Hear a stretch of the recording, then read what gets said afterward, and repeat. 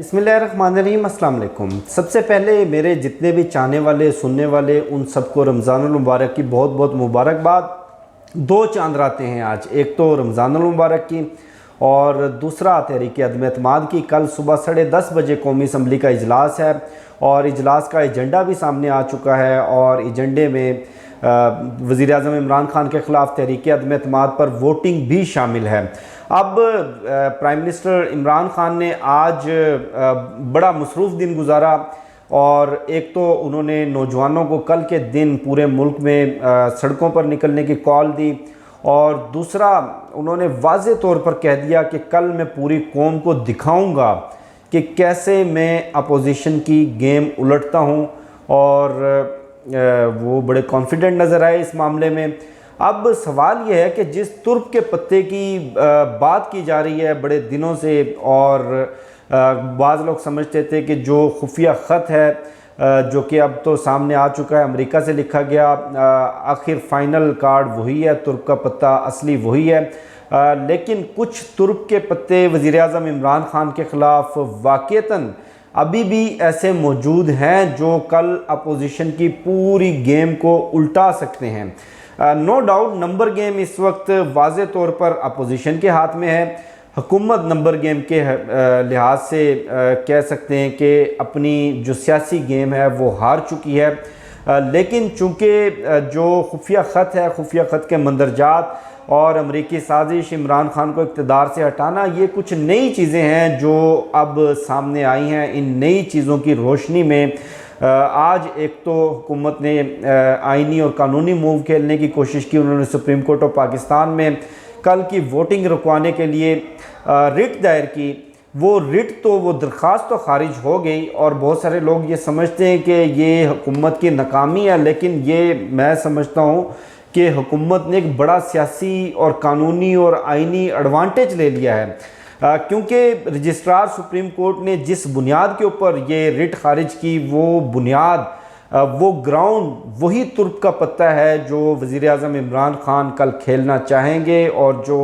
Definitely खेलेंगे क्योंकि कल फाइनल राउंड है इस सियासी खेल का। रजिस्ट्रार सुप्रीम कोर्ट ने एतराज़ ये लगाया कि चूँकि ये मामला कौमी असम्बली का है और जो कस्टोडियन ऑफ हाउस हैं यानी कि कौमी असम्बली के जो स्पीकर हैं ये उनका इस्तेहकाक है कि वो कब इजलास बुलाएं कब ना बुलाएं। और आपको याद होगा कि आर्टिकल 63A की तशरीह के लिए जो सदारती रेफरेंस सुप्रीम कोर्ट में गया था उसकी समाअत के दौरान भी चीफ जस्टिस उमर अता बंदियाल ने यही रिमार्क्स दिए कि कस्टोडियन ऑफ हाउस के पास ये इख्तियारात हैं कि वो किसी का वोट एक्सेप्ट करते हैं, किसी का वोट मुस्तरद करते हैं, लेकिन वोट डालने से नहीं रोका जा सकता। और सादिक संजरानी जो कि चेयरमैन सेनेट, उनके इंतखाब का दिन आपको याद होगा कि कुछ वोट मुस्तरद किए गए। उन मुस्तरद किए गए वोटों के ख़िलाफ़ यूसुफ रज़ा गिलानी इस्लामाबाद हाई कोर्ट में गए। कल वो फैसला भी सामने आ गया कि कस्टोडियन ऑफ हाउस का दिया हुआ कोई भी फैसला, कोई भी रूलिंग वो चैलेंज नहीं की जा सकती। एक तो ये चीज़, दूसरा जो बल्कि दूसरा नहीं कई कानूनी ऑप्शंस हैं जो कि कल इस्तेमाल किए जाएंगे और कल के दिन का जो तुर्क का पत्ता है वो कौमी असम्बली के स्पीकर असद कैसर हैं, यानी कि कल के दिन वो बादशाह होंगे। उनके हाथ में है कि वो इक़्तिदार का हुमा किसके सर पर पहनाते हैं। और जो पहला ऑप्शन या पहली पॉसिबिलिटी या पहला सिनारियो आप कह लें कि जो सामने आ रहा है वो ये कि इन केस तहरीक अदम एतमाद कामयाब हो जाती है, अपोजिशन मेजॉरिटी शो कर देती है, उसके बाद क्या होगा?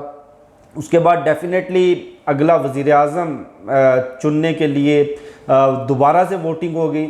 तो स्पीकर के पास ये इख्तियार है कि तहरीक अदम एतमाद के बाद वो कौमी असम्बली का इजलास गैर मुइन्ना मुद्दत के लिए मुलतवी कर सकते हैं। और चूँकि वज़ीर आज़म इमरान खान और जो सिटिंग प्राइम मिनिस्टर हैं उनके ख़िलाफ़ अदम एतमाद कामयाब हो गई और वो प्राइम मिनिस्टर ऑफ पाकिस्तान नहीं रहे और इस वक्त मुल्क का कोई भी प्राइम मिनिस्टर नहीं है, तो इस सूरत में आइन का आर्टिकल 94 सदर पाकिस्तान को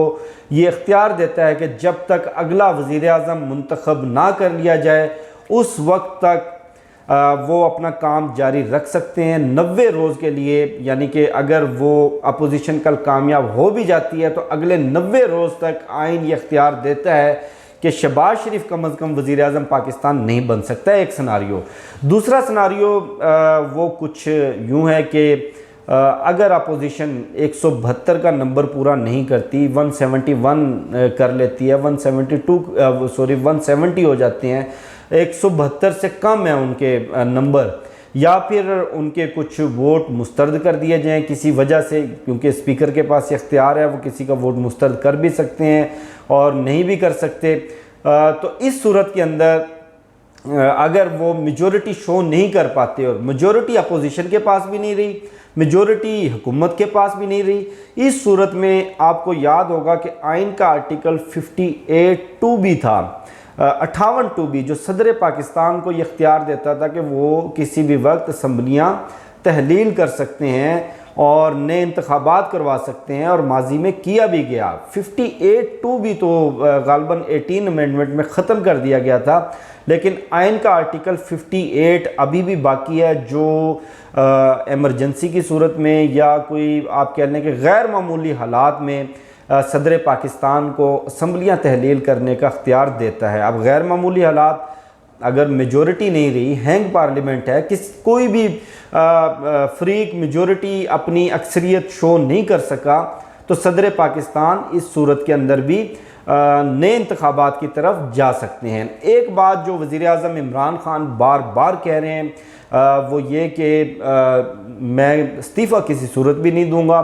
آخری بال تک لڑوں گا، اور میرے لیے اس وقت جو سب سے بہتر آپشن ہے وہ دوبارہ انتخابات میں جانا ہے۔ دوبارہ انتخابات میں جانا کم از کم موجودہ